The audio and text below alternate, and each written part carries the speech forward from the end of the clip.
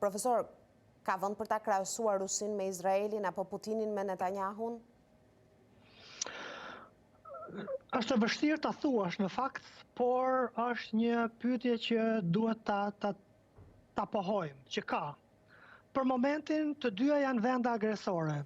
Rusia ndaj Ukrainës, të paktën që nga shkurti 2022-shit, dhe Izraeli ndaj Gazës që nga viti 2006 në fakt në mos më përpara.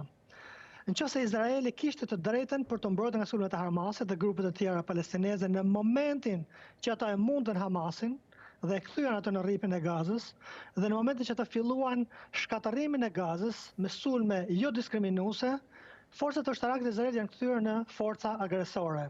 Për të mos folur pastaj që Izraeli ka pushtuar territoret palestineze prej 56 vjetësh. Kështu që ka një vend për t'i krahasuar për Putinin me Netanyahun. Unë shpresoj që të dy ta gjejnë veten në Hag në një moment të caktuar përpara gjykatës ndërkombëtare penale dhe aty ndoshta të shkëmbejnë ato strategjitë e mbrojtjes me njëri tjetrin.